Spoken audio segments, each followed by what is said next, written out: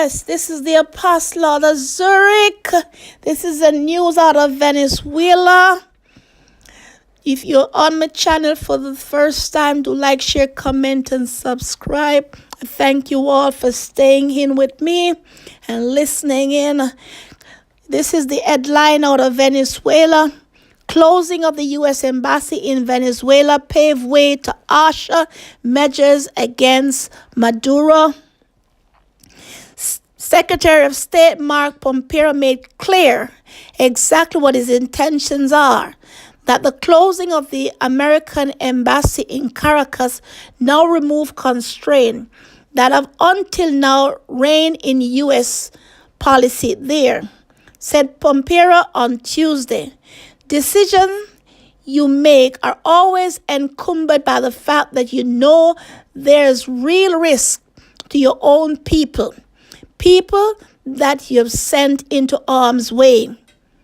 We wanted to get them out of the country so that we could move forward in a way that provided that opportunity. He added that the decision to close the embassy and remove its remaining skeleton crew, most of the embassy 200 employees, were sent back to the state last month. Reflect the deteriorating situation in Venezuela, as well as the conclusion that the presence of the U.S. diplomatic staff has become a constraint on U.S. policy. That message was received and understood by Maduro opposition Juan Guaido. A spokesman for Guaido responded, "We thank the U.S. government for its continuous support to the Venezuelan people in our quest for freedom. We respect the government's sovereign decision to withdraw its remaining personnel.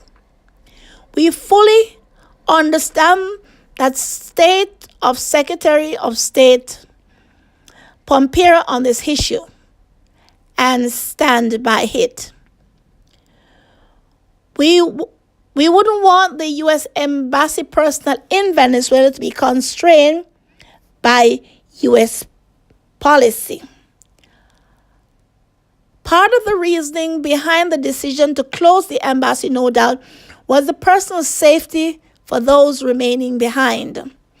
As the society there collapses and revert to mob rules and military oppression, there is the increasing chance that Maduro collectivos could seize the embassy and all the personnel hostage, using them as pawn in the escalating war to remove Maduro from power.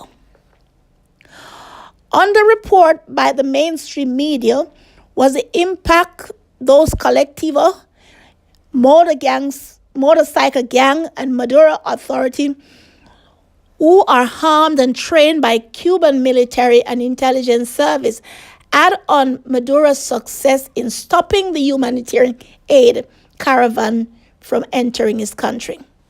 As Bloomberg note, they terrorized thousands who tried to usher humanitarian aid into the hungry nation from Colombia, brutalizing them within a block of an international bridge where food and medicine were waiting.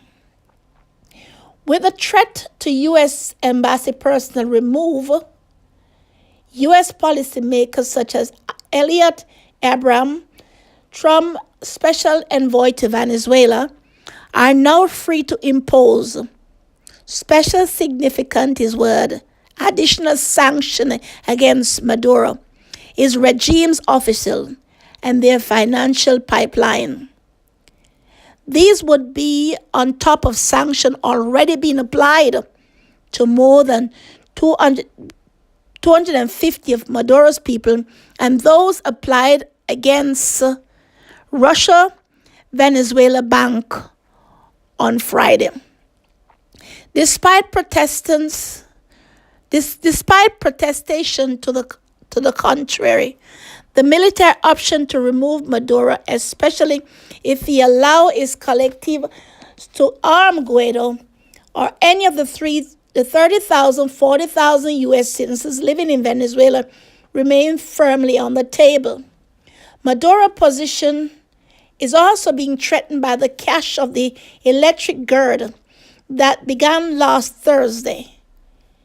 As darkness continues into the seventh day, citizens are reverting into increasing drastic measures to obtain water and food for themselves and their family. Reports of the entire shopping center being looted are making the local news, with other reports coming in from about the deaths of hospital patients, now up to 60 and counting, owing to the power outage and the hospital's backup generator running out of fuel. Citizens who still have purchasing power are being forced to wait in the gas line up to 12 hours in order to get fuel. Some reports are that those lines are extending for miles. Maduro claimed that the power outage is Trump's fault, are increasingly being ignored by the Venezuelan people. As the New American reports on Monday, it was a grass fire beneath one of the power stations serving electricity from the Guru hydroelectric dam that burns a trunk line, shutting down one of its 10 turbines. Recruiters confirmed that report. The blackout was likely caused by technical problems with transmission line linking the Guru hydroelectric plant in southeastern Venezuela to the national power grid. Once the last of the U.S. Embassy skeleton crews have been removed to safety, those additional very significant sanctions will be put into place to remove and replace matrix dictator. This is out of the Venezuela for their dictatorship that they have in their country.